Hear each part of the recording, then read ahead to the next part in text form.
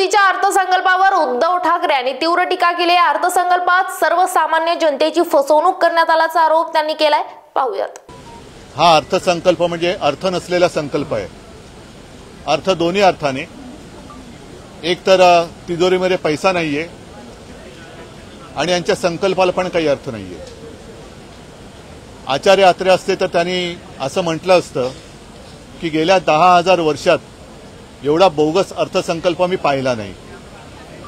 या सरकारने निवडणूक लढवताना ज्या काही घोषणा केल्या होत्या त्या घोषणा त्याची जाहिरात मी घेऊन आलेलो आहे आणि ही जाहिरात, या जाहिरातींपायी त्यावेळेला हजारो कोटी किंवा हजारो काय लाखो रुपयांची उधळण केली गेली आणि खाली एक वाक्य आहे, हे वाक्य आता बदलायला पाहिजे।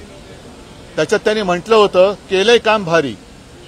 आता या जर काही जाहिरातीकडे आपण बघितलं तर आता ते वाक्य म्हणजे मारल्या थापा भारी आणि महाराष्ट्र केला कर्जबाजारी, अशी आत्ताची महाराष्ट्राची परिस्थिती आहे। एकूणच ज्या अपेक्षेने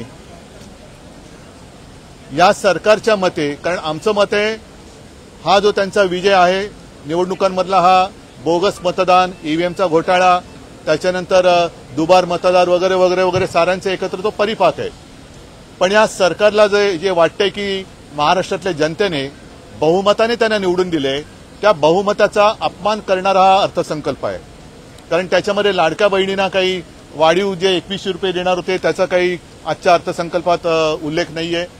शेतकऱ्यांना जसं आमच्या सरकारने, मला आठवते मी मुख्यमंत्री म्हणून नागपूरचं जे एकमेव अधिवेशन झालेलं पहिलं, त्या अधिवेशनात शेतकऱ्यांना मी कर्जमुक्तीची घोषणा नाही तर घोषणा करून अंमलबजावणी केली होती। या सरकारने त्या जाहिरातीत म्हटलेलं होतं की शेतकऱ्यांची कर्जमुक्ती करू, त्या कर्जमुक्तीबद्दल काही नाहीये। हजारो कोटी रुपये नुसते कॉन्ट्रॅक्टर म्हणजे लाडक्या बहिणीबद्दल यांना काही प्रेम दिसलेलं नाहीये या अर्थसंकल्पात, मात्र कॉन्ट्रॅक्टरचं प्रेम यांचं तसंच कायम आहे किंवा ते वाढलेलं आहे। एकूणच हा अर्थसंकल्प हा लाडक्या कॉन्ट्रॅक्टरसाठी आहे आणि महाराष्ट्राला कर्जबाजारी करणारा पोकळ असा हा अर्थसंकल्प आहे। आम्ही आता असं ठरवतोय की या अर्थसंकल्पावरती तसं बोलण्यासारखं काहीच नाहीये, तर यावेळेला जरा भास्करराव आंबारस आपण वेगळी काहीतरी काय आपण पद्धत किंवा वेगळी प्रतिक्रिया नोंदवू। या जाहिरातींचा एक गठ्ठा आणि त्यांच्या तो जो दुसरा आहे ना त्यांचा ते जुमलानामा, त्या जुमलानाम्याची कॉपी या सरकारला आपण भेट देऊया। बाकी त्याच्यात काही बोलण्यासारखं याच्यातला काही भाग नाही, कारण जी पूर्वी कामं चालू होती त्याच कामात आम्ही पुढे काय करणार आहोत। आणि याच्यात एक गोष्ट मला विशेषतः सांगावीशी वाटते की जो उल्लेख केला गेला की मुंबईचा नवीन विमानतळ आणि जुना विमानतळ यांना जोडणारी मेट्रो, खरं ही मेट्रो अदानीने केली पाहिजे, कारण हे काम विमानतळ दोन्ही सगळे विमानतळे अदानीने दिलेले आहेत, त्याच्यामुळे हे काम अदानीने केलं पाहिजे। नाहीतर मग असं होईल की विमानतळ अदानीने दिल्यानंतर तुम्ही म्हणाल की आम्ही धावपट्टी सुद्धा करून देतो। ही गोष्ट म्हणजे शुद्ध धुळफेक आणि लुटबाजी आहे। तर जी कामं, मी परत सांगतोय की ही कामं जी कॉन्ट्रॅक्टरच्या हिताची आहेत, आणि मी कालच म्हटलं, कारण देवेंद्र फडणवीस कारण नसताना त्यांनी माझा उल्लेख केला होता की कामांना स्थगिती द्यायला मी काही उद्धव ठाकरे नाही, तर हीच जी कामं जी मी होऊ दिली नसती, कारण केवळ मालकाच्या मित्राचे खिसे भरण्यासाठीची कामं माझ्या राज्याचं नुकसान करून मी होऊ दिली नव्हती आणि ती होऊ दिली नसती, त्यातलीच ही कामं आहेत। आणि एकूणच शेतकऱ्यांना हमीभावाचा कुठे उल्लेख नाहीये। लाडक्या बहिणींचा 30-31 हजार कोटीचा 36,000 कोटी केले, पण 2100 रुपये कधी देणार? म्हणजेच काय की उद्या सूर्य उगवणार आहे आणि मग सर्वांना प्रकाश मिळणार आहे। ह्याच्यात तुमचं कर्तृत्व काय? बरीच कामं ही सांगितली गेली, पण शिवभोजनबद्दल काय हे सांगितलं गेलेलं नाहीये। अशा अनेक गोष्टी या अर्थसंकल्पामध्ये नाहीयेत आणि अनेक गोष्टी ज्या अपेक्षित होत्या त्या देखील दिसत नाही।